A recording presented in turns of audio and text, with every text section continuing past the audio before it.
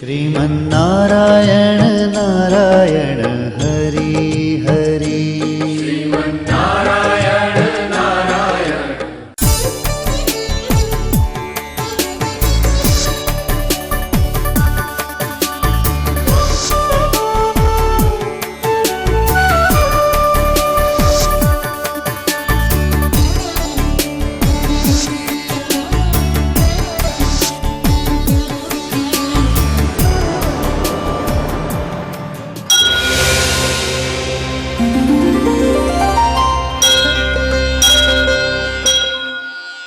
ఈ కార్యక్రమం సమర్పిస్తున్నవారు అవార్డు గ్రహీతల మొట్టమొదటి ఏకైక original Thanjavur art academy, Kalasri Thanjavur art academy, door number 1164, near Panjagutta colony signals, Srinagar colony X road నుండి 9వ బిల్డింగ్, ఇండియన్ ఓవర్సీస్ బ్యాంక్ ప్రక్కన, హైదరాబాద్ 73.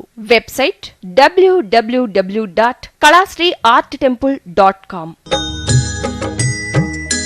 श्रीमन्नारायण नारायण हरि हरि श्रीमन्नारायण नारायण हरि हरि श्रीमन्नारायण नारायण हरि हरि श्रीमन्नारायण नारायण हरि हरि।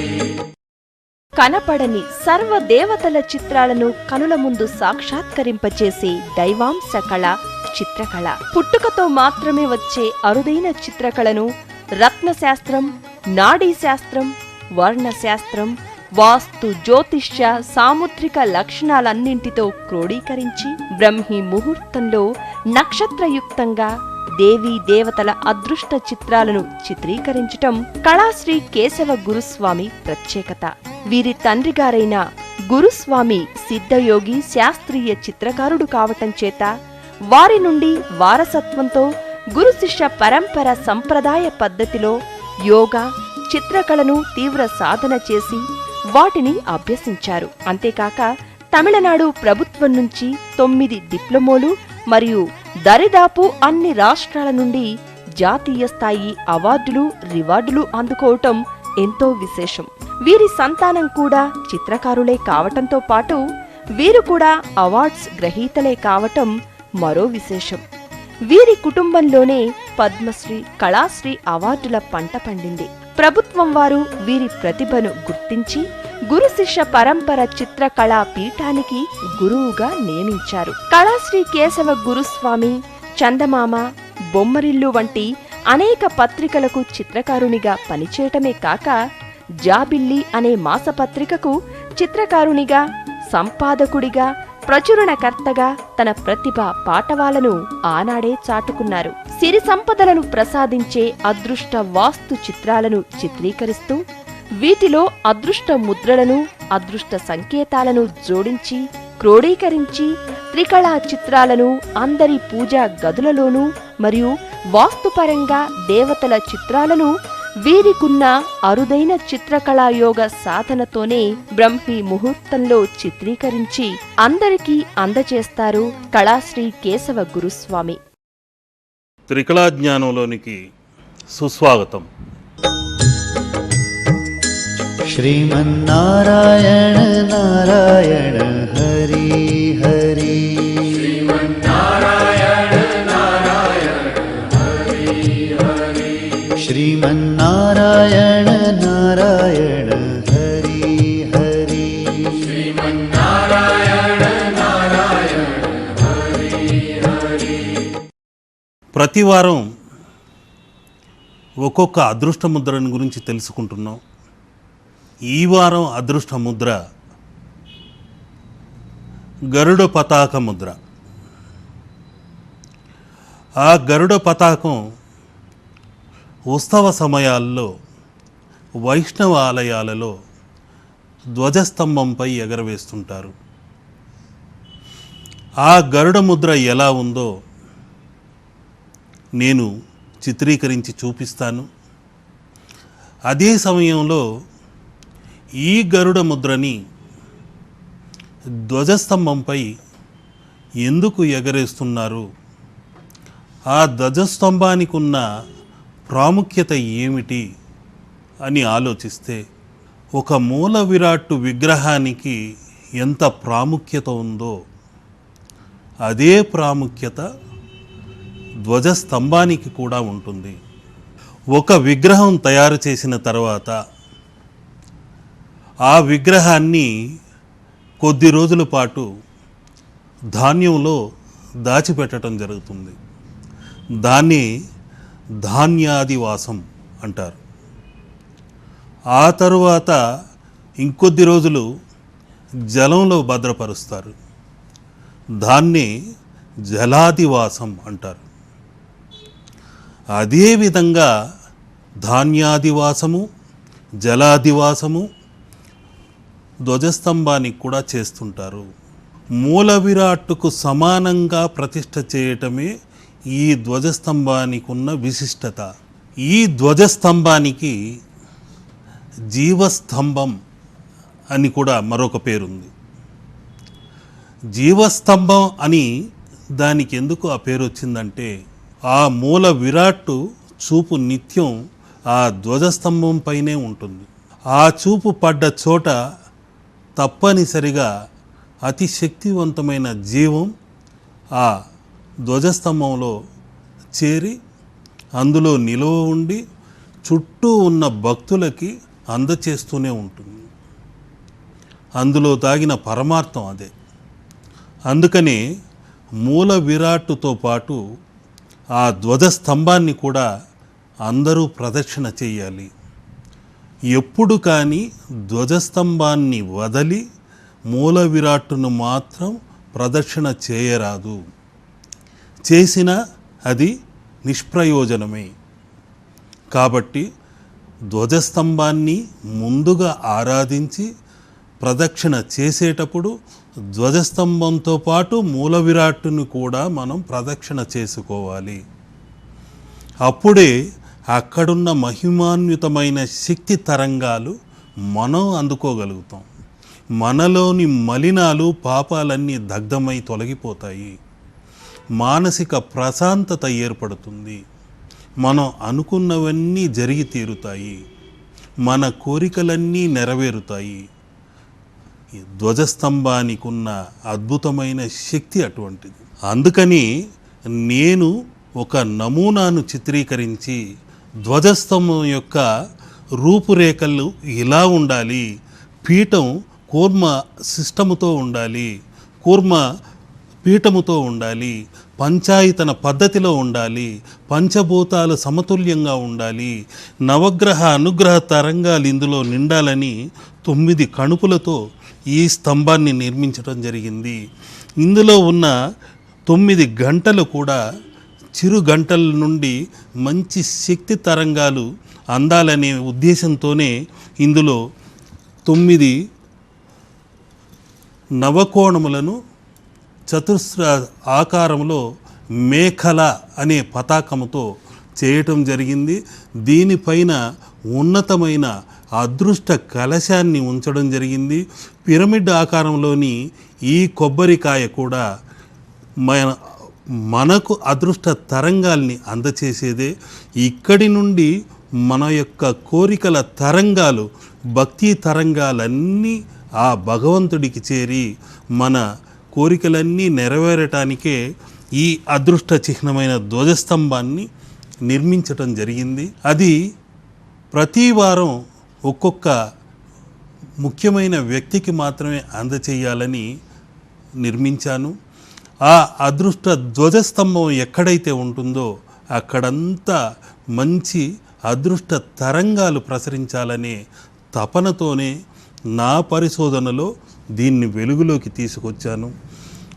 ముఖ్యంగా ధ్వజస్తంభం అన్నది ఒక ఆలయంలో ఉన్నప్పుడు పిడుగు పడిన వెంటనే చుట్టుపక్కల ఎవరికీ నష్టం కలగకుండా, ఏ ఇంటికి కానీ ప్రాణాలకు కానీ ఆపద కలగకుండా చేసేది ఒక ధ్వజస్తంభం. ఆ ధ్వజస్తంభం ఎక్కడైతే ఉంటుందో ఆ పరిసర ప్రాంతాలన్నీ అదృష్టమయమైన కిరణాలు ప్రసరిస్తూనే ఉంటాయి. ఊరికంతా రక్షగా నిలబడి ఉండేదే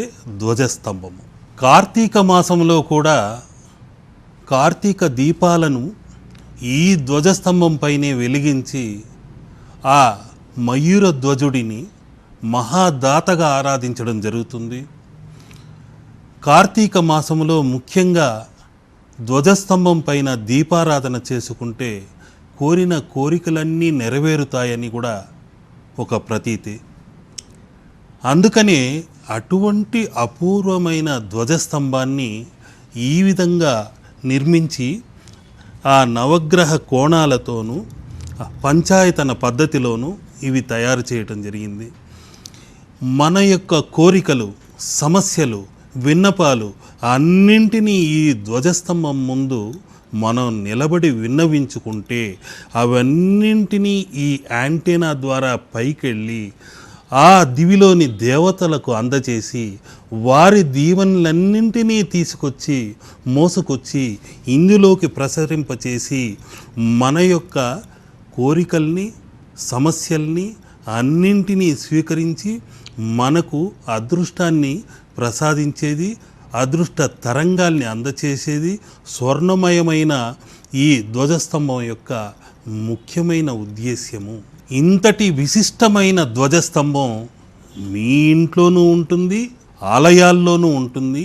ఈ ధ్వజస్తంభాన్నే కాదు, ఆలయానికి వెళ్ళినప్పుడల్లా మీ కోరికలన్నింటినీ ఆ ధ్వజస్తంభం ముందు, ఆ మయూర ధ్వజుడి ముందు మీ సమస్యల్ని ఏకరువు పెట్టి మా బాధలన్నింటినీ తొలగించండి, మా దరిద్ర దోషాలన్నింటినీ పటాపంచలు చేయండి అని విన్నవించుకోండి. తప్పనిసరిగా మీ సమస్యల్ని, విన్నపాల్ని, ఆ సంకేతాలన్నింటినీ ఈ భూమి నుండి దివికి మోసుకెళ్ళి ఆ దివిలోని సర్వదేవతల అనుగ్రహ తరంగాల్ని మోసుకొచ్చి మళ్ళీ మనకు అందచేసే అద్భుత పరికరం, మహిమాన్విత శక్తివంతమైన ధ్వజస్తంభం ఇది. అటువంటి ధ్వజస్తంభాన్ని మనం ఆలయానికి వెళ్ళినప్పుడు కూడా మనస్సు పవిత్రతతో, అతి భక్తితో, నిస్వార్థంతో అందరికీ మేలు జరగాలని కోరుకుంటూ ప్రదక్షిణ చేసి చూడండి. తప్పనిసరిగా మీకందరికీ ఆ భగవంతుడి ఆశీస్సులు అంది తీరుతాయి. ఈ ధ్వజస్తంభం యొక్క ముఖ్య ఉద్దేశ్యం ఏమిటంటే, మన చుట్టూ ఆవరించి ఉన్న గరుడ గంధర్వ యక్ష కిన్నెర కింపురుషాదుల దీవెనల్ని, మహాయోగుల్ని, సిద్ధుల్ని ఆకర్షించి వారి యొక్క శక్తి తరంగాల్ని పుణికిపుచ్చుకొని మనకు అదృష్ట తరంగాలుగా, శక్తి తరంగాలుగా అందచేసేదే ధ్వజస్తంభం. దీన్ని దారుబేరం అని కూడా అంటుంటారు. అందుకని మొదట బలిహారణాలు, షోడశోపచారాలు, అన్నీ బలి ఆహారాదులు ఆ ధ్వజస్తంభం దగ్గరే మొదట సమర్పిస్తుంటారు. అందుకని ఎప్పుడు కానీ ధ్వజస్తంభం దగ్గరికి వెళ్ళినప్పుడు సాష్టాంగ నమస్కారం చేయాలి. అది మనం గుర్తుపెట్టుకొని సాష్టాంగ నమస్కారం చేస్తూ ఆ ధ్వజస్తంభాన్ని పూజించాలి. ఆ ధ్వజస్తంభము కూర్మ యంత్రతత్వముతో పీఠము ఉంటుంది. ఆ కూర్మ పీఠముపై మందరగిరిలా ధ్వజస్తంభం ఉంటుంది. ఆ మందరగిరిని అటు ఇటు నెగటివ్, పాజిటివ్ అని దేవత్వము, దానవత్వము చిలుకుతూనే ఉంటాయి. ఆ ధ్వజస్తంభము పైన లక్ష్మీకరమైన అదృష్ట తరంగాలు పుట్టుకొస్తూనే ఉంటాయి. నిత్యం అవి లక్ష్మీకరమైన తరంగాల్ని అందచేస్తూనే ఉంటాయి. బ్రహ్మోత్సవాల సమయంలో ధ్వజారోహణం చేస్తారు. సకల దేవతలకు ఆ ధ్వజారోహణం అన్నది ఆహ్వానం పలుకుతూ ఉంటుంది. బ్రహ్మోత్సవాలు ముగియగానే ఆ గరుడ పతాకాన్ని దించివేయడం జరుగుతుంది. ఈ ఆరోహణ అవరోహణ కార్యక్రమం ఒక ధ్వజస్తంభంలోనే కాదు, అంతర్లీనంగా ఉన్న విషయాల్ని కూడా మనం పరిగణలోకి తీసుకోవాలి. మన శరీరమే, దేహమే దేవాలయం అన్నది గుర్తించగలిగితే ఒక ధ్వజస్తంభం కూడా మన వెన్నెముకకు సంకేతంగా ఉంది. ఆ వెన్నెముక ఆధారంగా షట్చక్రాలున్నాయి.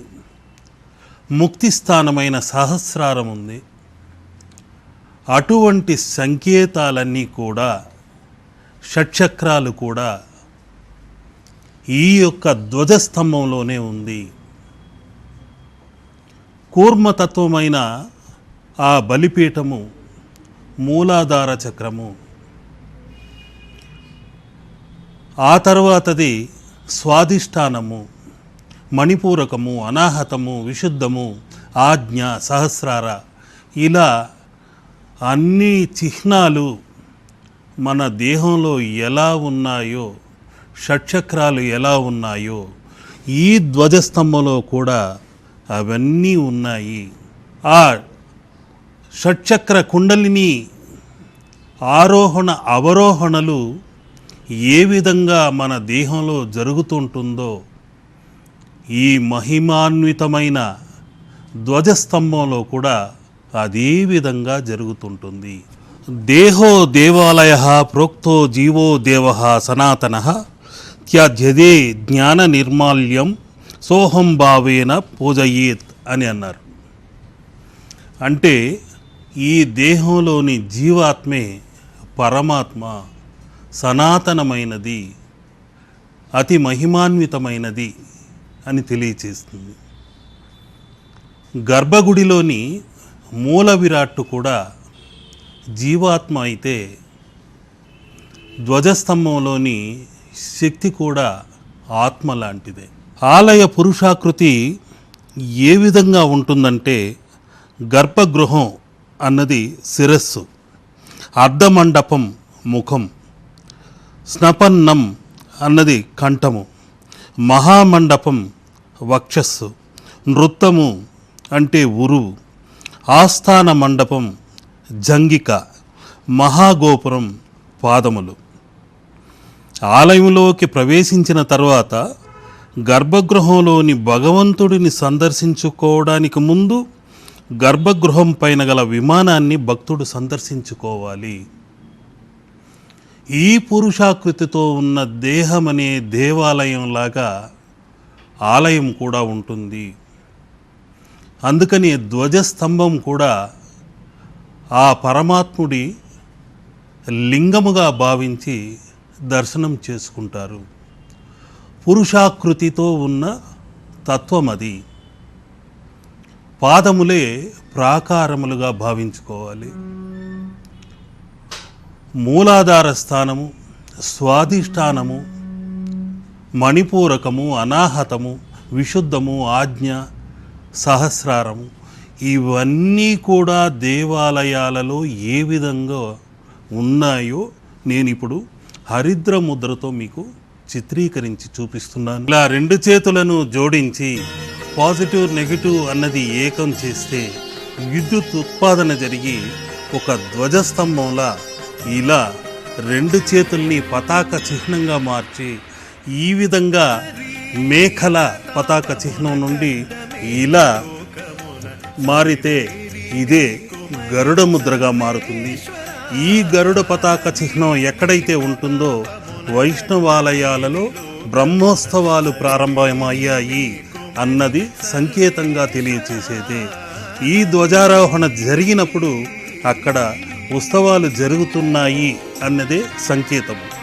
అటువంటి పవిత్రమైన గరుడ ముద్రని ఇప్పుడు నేను హరిద్ర చిత్రంగా మీకు చిత్రించి చూపిస్తున్నాను.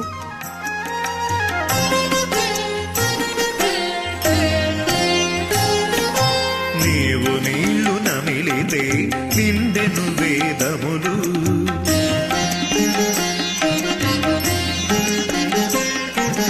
నీవు నీళ్లు నమిలితే నిండెను వేదములు. గరుత్మంతుడు స్వర్ణవర్ణముతో బలిష్టమైన రెక్కలతో విశ్వం అని విష్ణువుని తన భుజస్కంధాలపై మోసుకు తిరుగుతుంటాడన్నదే ముఖ్యమైన సంకేతము. ఈ గరుత్మంతుడి చూపు కూడా చాలా నిశితంగా ఉండి సర్పాంశంతో ఉన్న దుష్టులెవరున్నారు వారిని బంధించి నరకాన పడివేసేదే గరుడ చిహ్నము. కడ్డమేది లోకమున సరివేరి నీ కుమరి సర్వేశ్వర హరి.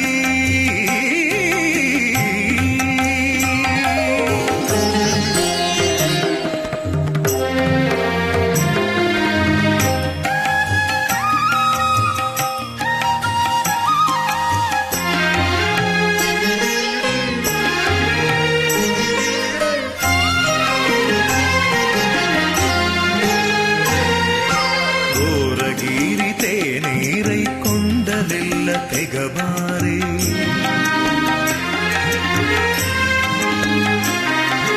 ఘోరగిరితే ఇలా హరిద్రవర్ణముతో ఉన్న గరుత్మంతుడిని ఆగమశాస్త్ర ప్రకారం బలిష్టంగా శక్తివంతంగా